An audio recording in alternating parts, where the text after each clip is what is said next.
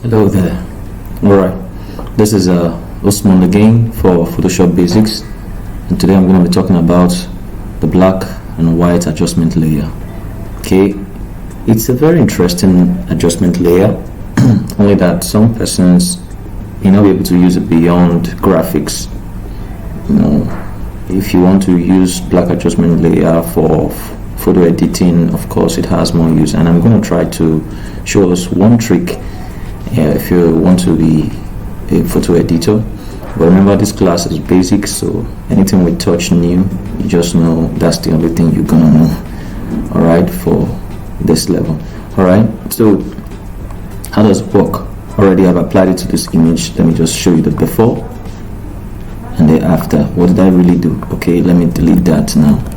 The black and white adjustment layer, when we apply it, it turns the image entirely to black and white. That's how simple it is, just black and white. But there could be more to this. Okay, there could be more to this. I mean, for a beginner's level, it's okay for you to know that this turns this into black and white, and that's all you need to know. But it has some calibrations here which we can actually tamper with. Okay, this image now, the before, has definitely reds on the skin. Okay, skins are always prone to having reds and yellows, so something you should get used to. So when we select the black and white adjustment layer, we can actually adjust the reds and the yellows and the greens and the cyans and the blues if they are in the image. Okay, you get to see the effect once the image has such property that we are adjusting. So if we take it, if we make it visible, for instance, and we bring down the reds, you will notice the image gets darker. This is the side of the image. Okay, I can show you the, okay, let me see if I can show you the before. No, let's just reverse. This is the before, okay, and this is the after. Is it going to show that? Nope. Okay, so let me take it down again. Notice the image gets darker because I am taking down the reds. So the reds are the dark areas in the skins, or definitely the skins, all the areas that has the skin gets darker. Okay, now one sweet thing about this is that for photo editors, if you go further to change the blend mode to luminosity, okay, I think that was too much now, too much applied. It adds a kind of contrast to the image. Okay, let me reduce it. Yeah, somewhere there. So look at the before and look at the after. It adds some kind of contrast to the image itself. It's a beautiful thing if you want to do this. Okay, alright, so the next image I want to show us here, I had already worked on the image. In fact, let me just show you the after. Like, yeah, I had used the black and white adjustment layer plus just one layer and luminosity, also blend modes to touch it. So but let's go over it. First of all, I had this lady selected already, so I saved the selection. So I'm just going to load the selection. Okay, and I just, that's the lady selection, so I click OK and the selection loads. So I apply my adjustment layer holding an Alt.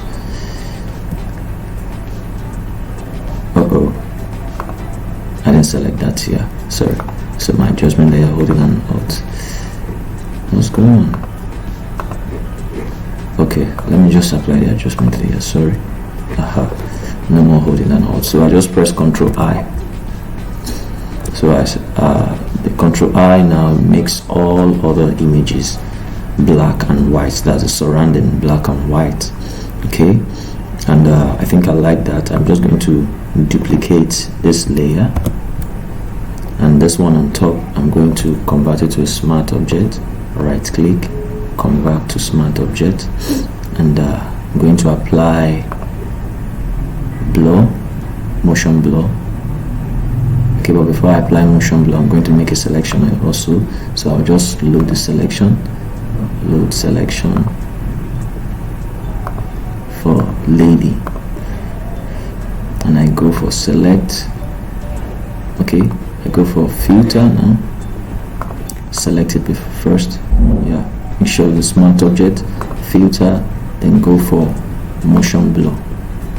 Alright, now pay attention. Oh, I'm supposed to inverse that. Alright, I'm going to inverse the selection. Just select any of the selection to right click and select inverse.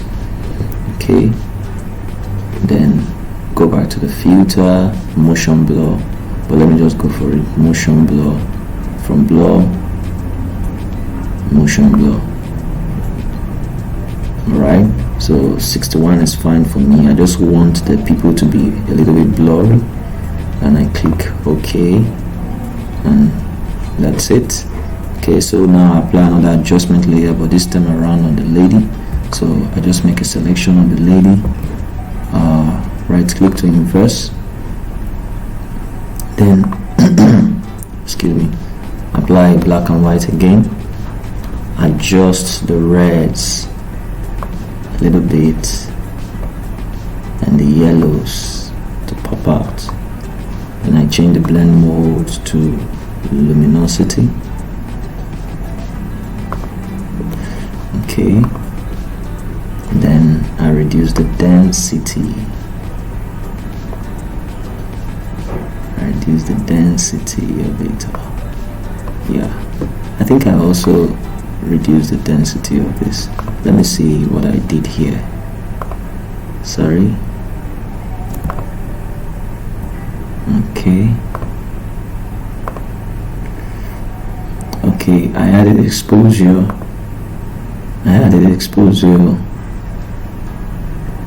And I changed the luminosity of this and this too. Okay, so I see what I did now. Okay, so I reduced the density of this rather. Aha, there you go, somewhere around 60, 64. Okay, I also added exposure, but I concentrated the exposure on the people. So I'm going to make a selection now, or let me just load the selection, select this, load the selection, lady. Alright, then apply an exposure. Okay, but I'm going to inverse it because I want it to apply only on the people, alright, or on the surroundings. So now I can increase my exposure. Okay, and let me bring in my chart to the top here where it says hello past. So I kind of created a calm image than how it came before. Okay, let me just group all this so I can show you the before. Yeah, this is the after now. So this was the before and this was the after. In this after now we created a very calm image. Okay, the before looks a little bit saturated or even saturated, and the exposure was not much also, but right now we have a very calm image and we have made it look dreamlike. Okay, so the focus is now on the lady. So this is one of the things you can use the black and white adjustment layer to do. Okay, I think another one I did here was this guy, and let me just quickly show you what I did here. I already have a selection of him, so let me just delete it. Delete that. So what I did was I just uploaded the selection, so I've saved the selection, so I'll just load it. So guy, so I apply the black and white adjustment layer and it applies on him, but I don't think I really want it on him. I want him to be the colored guy and it's surrounding black and white. So just press Ctrl I and hit inverse, and so he's the only one who is should have more focus. We can also go ahead to make his surroundings blurry so that the focus is on him, maybe even control it. So let's duplicate that layer and convert it to smart object. Sorry if you're hearing a siren noise outside, it's just my neighbors. I'm sorry for that.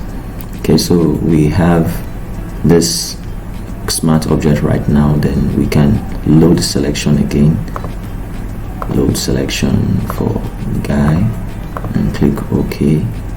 And now we select lasso tool to inverse, select and inverse, right click, select and inverse, then select the same smart object, go for filter and go for blur. Alright, okay, we can reduce the distance, somewhere like that, that's fine. Okay, so anything we want to bring into concentration, we can use the smart filter mask that was created. So we can just take our brush, check your brush settings, opacity 33%, flow 100, right click, soft brush, nice. So, and black in the foreground, so you can just paint to remove the motion. Maybe let me increase it to 60. Yeah, I don't want the motion, but okay, it's okay if I affect here, or somewhere around here, yeah. So just him and a few things around him, that's all. So the rest things are blurry. So maybe we can add a little bit of exposure to the rest things. Just put the exposure to, in place of exposure we can actually use curves. Maybe I should just use curves. Just pick up curves, and what it means, you just blow it up. Exactly. So all of the things are a little bit exposed, and so that's just it. So let's group this together and call it after, and this before, so we can see what we've done with the image. So this was the before. Looks nice, but I think it's good you can also alter and play with one of the things. So this is what we can use the black and white in addition with curves, adjustment layer, or exposure. Any of the adjustment layers you know how to use in this category. The brightness, levels, curves, exposure, or brightness and contrast, can also help you out on this. Alright, so that's it for this tutorial. I hope you enjoyed it, and if you did, please try to subscribe and make sure you hit the bell notification icon so you can know when I post the next tutorial. Thank you very much. Peace out.